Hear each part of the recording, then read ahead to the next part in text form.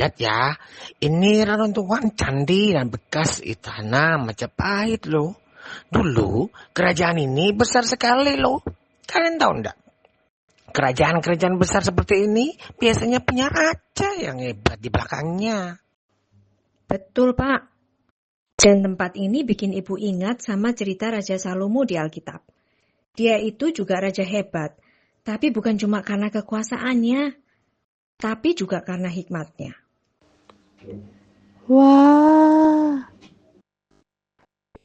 megah dan indah sekali candi-candi ini ya, Bu. Bentar. Ibu tadi cerita soal Raja Salomo, Raja Israel yang bikin bait Allah itu. Yang dindingnya dilapisi emas itu ya, Bu. Kayaknya aku pernah dengar cerita di sekolah minggu deh. Tapi lupa detailnya. Iya, aku juga pernah mendengarnya di sekolah minggu. Jadi penasaran juga nih. Katanya Salomo itu sangat kaya. Selain itu bijaksana. Tapi apa benar? Terus hidupnya sampai akhir gimana? Nah, pas waktunya. Kita lagi di sini, di tempat yang penuh sejarah. Yuk, kita duduk dulu di bawah pohon itu, tak ya? Terus Bapak cerita tentang Raja Salomo. Siap ya anak-anak? Hore, siap Pak.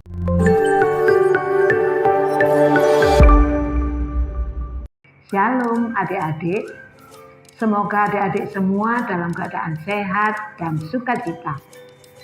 Tak terasa jumpa lagi kita di serial Jumat Ceria Pelayanan Anak GPIB Maranatha Surabaya dengan saya Kak Dian. Selamat berjumpa lagi di Jumat Ceria episode 35. Kali ini saya akan bercerita tentang Raja Salomo. Diceritakan di Alkitab bahwa Raja Salomo ini adalah seorang raja Israel yang sangat bijaksana, super kaya, dan sangat terkenal. Raja Salomo ini adalah anak Raja Daud dan Batseba. Saat diangkat menjadi raja, Salomo diurapi oleh Nabi Nathan dan Imam Sadok. Waktu diangkat menjadi raja, adik Salomo yang bernama Adonia ternyata ikut mengumumkan dirinya menjadi raja. Tapi karena dia mengangkat dirinya sendiri tanpa perintah dari Raja Daud, maka tindakannya Adonia ini tidak benar. Salomo lah yang benar sebagai Raja Israel pengganti Raja Daud. Setelah menjadi raja, Salomo ini kemudian membersihkan kerajaannya dari para pemberontak. Salomo bertindak tegas kepada para pemberontak. Semua orang yang berbuat jahat atau memberontak kepada Raja Daud dihukum oleh Raja Salomo. Salomo menikah dengan anak Firaun dan memboyongnya ke kota Daud, tempat tinggalnya sementara. Karena Salomo hidup menurut ketetapan-ketetapan Daud dan mengasihi Allah, maka Allah menampakkan diri kepada Salomo dan mengizinkan Salomo meminta sesuatu kepada Allah. Salomo tidak meminta kekayaan atau umur panjang atau kematian musuhnya, tetapi Salomo hanya meminta hati yang paham menimbang perkara dengan dapat membedakan antara yang baik dan yang jahat. Dan Allah sangat menghargai permintaan Salomo ini sehingga mengabulkannya. Bahkan memberi tambahan kekayaan dan kemuliaan. Sehingga sepanjang umur hidup Salomo, tidak ada seorang raja manapun yang mampu menandingi hikmat, kekayaan, dan kebesarannya. Dan wilayah kerajaan Salomo menjadi sangat besar. Luasnya mulai dari sungai Efrat sampai tapal batas negeri Mesir. Kalau saat ini wilayahnya melewati Turki, Syria, Irak, sampai perbatasan Mesir. Sehingga ada banyak kerajaan di dalamnya dan semuanya takluk kepada Raja Salomo. Raja Salomo membentuk kota-kota perbekalan dan kabinet pemerintahan yang terdiri dari para pembesar, sahabat raja, dan imam. Kemudian Raja Salomo mulai mendirikan bait suci di kota Yerusalem. Waktu melakukannya, Raja Salomo dibantu oleh Raja Hiram, sahabat ayah Raja Salomo. Mereka bertukar barang atau barter. Raja Hiram memberikan kayu-kayu aras dan kayu sanobar dari gunung Libanon, dan Raja Salomo memberikan bahan makanan selama 4 tahun masa persiapan pembangunan. Proses pembangunan rumah Tuhan itu memakan waktu 7 tahun. Mulai dari tahun keempat pada bulan Siu dan selesai di tahun ke-11 bulan ke-8.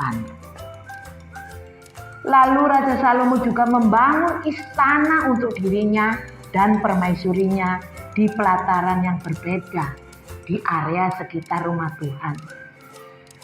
Ada banyak gedung dibangun dalam area istana Raja Salomo. Ada gedung hutan Libanon, ada balai Saka, ada balai singgasana atau balai pengadilan baru, kemudian gedung kediaman raja dan gedung kediaman permaisuri. Rumah Tuhan dan gedung-gedung istana dirancang sangat mewah dan megah, penuh ukiran dan dilapisi emas. Total pembangunan seluruh bangunan ini adalah lebih dari 20 tahun. Wow, keren kan adik-adik? Raja Salomo juga membuat perlengkapan rumah Tuhan dengan mendatangkan seorang seniman pahat atau ukir khusus dari negeri Tirus. Namanya juga Hiram. Semua perlengkapan ini pun dibalut emas oleh Raja Salomo. Setelah semuanya selesai, Raja memindahkan tabut perjanjian dari kota Daud ke rumah Tuhan, yaitu di Yerusalem. Saat melakukannya, Raja Salomo mempersembahkan banyak sekali lembu sapi dan kambing domba, dan kemuliaan Tuhan berupa awan datang memenuhi rumah Tuhan. Raja Salomo berdoa dalam kebaktian tersebut, lalu memberikan korban pentabisan dan merayakannya selesainya rumah Tuhan dengan besar-besaran. Dan Tuhan menepati janjinya kepada Salomo. Kerajaannya kokoh dan besar sepanjang umurnya. Maka tersiar kekayaan dan hikmat Raja Salomo sampai ke negeri Seba. Dan Ratu Seba datang untuk membuktikan kebenaran kabar tersebut. Ternyata Ratu negeri Seba menyatakan bahwa kabar yang didengarnya tidak ada sampai setengah dari fakta yang disaksikannya. Wah, sungguh luar biasa ya. Nah, adik-adik sekalian, ada sikap dari Raja Salomo yang bisa kita contoh ya. Salomo meminta kepada Tuhan apa yang diperlukan sebagai raja. Nah, hendaknya kita juga demikian, meminta dan berdoa kepada Tuhan sesuai dengan yang kita perlukan. Kalau adik-adik sebagai pelajar, ayo mintalah untuk selalu punya semangat belajar, daya ingat yang kuat, dan lain sebagainya, yang membuat adik-adik bisa menjadi siswa-siswa lulusan yang unggulan. Kelak di masa depan menjadi orang-orang yang mampu berguna untuk bangsanya. Dan lihatlah, nanti adik-adik menjadi kebanggaan seperti Salomo. Keberhasilan adik-adik di masa depan membanggakan orang tua, sahabat, guru-guru, dan semua orang, bahkan menjadi kemuliaan bagi nama Tuhan. Yang terakhir, ingat adik-adik, Salomo diberi kesempatan meminta karena kasih karunia dari Tuhan. Begitupun dengan adik-adik. Demikian cerita kali ini. Tuhan Yesus memberkati.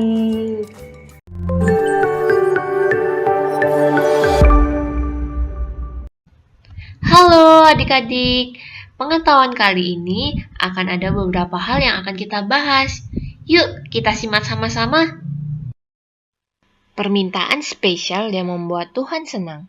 Ketika Tuhan berkata, Salomo, mintalah apa saja yang kau inginkan, aku akan mengabulkannya. Salomo tidak meminta kekayaan, tapi hati yang bijak untuk dapat memimpin umatnya. Adik-adik, Tuhan sangat senang sekali dan memberi bonus kepada Salomo, yaitu kekayaan dan kemuliaan. Nah, adik-adik, kita dapat belajar seperti Salomo yang meminta sesuatu untuk dapat memberikan manfaat bagi orang lain dan untuk kemuliaan Tuhan. Jadi, tidak hanya untuk diri kita sendiri. Karena jika demikian, Tuhan justru memberi lebih dari apa yang kita minta. Seperti Matius 6 ayat 33 yang berbunyi, "Tetapi carilah dahulu kerajaan Allah dan kebenarannya, maka semuanya itu akan ditambahkan kepadamu."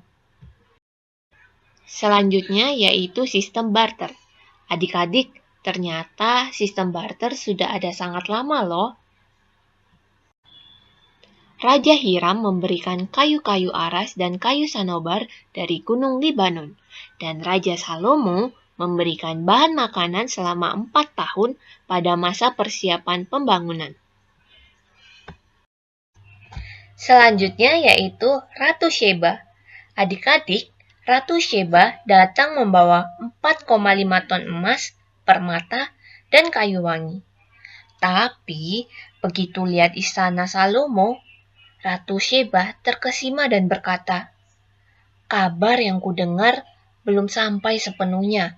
Artinya, apa yang Ratu Sheba bawa ternyata tidak ada apa-apanya dibandingkan dengan kekayaan Raja Salomo.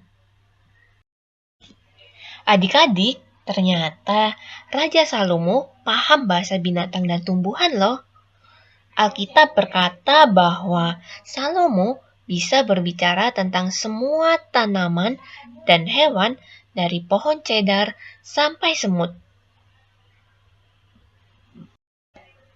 Selanjutnya yaitu semua perabotan di bait suci dilapisi dengan emas, seperti mezbah, piring, bahkan paku-paku yang ada di bait suci semuanya dari emas.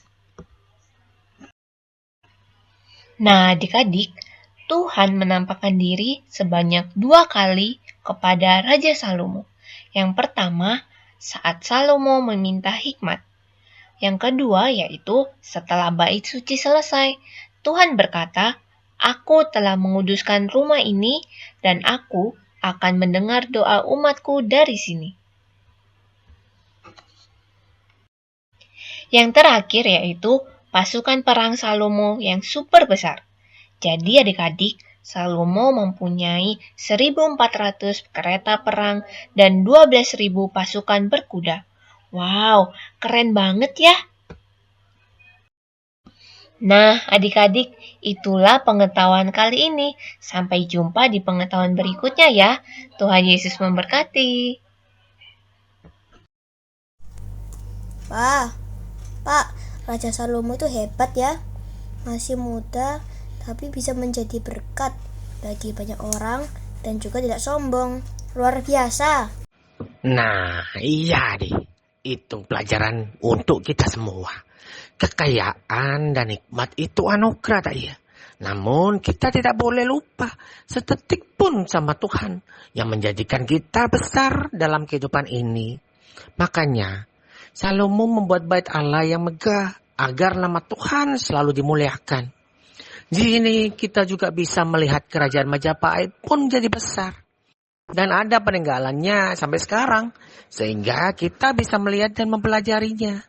Intinya adalah semua karena kasih karunia Tuhan. Iya Pak, keren banget ceritanya Raja Salomo itu. Dia hebat banget dalam mengatur semuanya. Itu karena bimbingan Tuhan ya Bu. Betul, Ani. Makanya lebih baik kita minta hikmat buat hidup sederhana dan setia sama Tuhan daripada minta kaya tapi lupa diri. Udah sore nih. Ayo, kita foto-foto dulu di depan candi terus pulang. Ayo Bu, tapi aku mau jadi yang pegang kamera dan atur gayanya. Biar fotonya bagus dan keren gitu. Boleh Ari. Tapi jangan lupa, hikmat lebih berharga dari foto cakep tak ya? Hai kawan-kawan.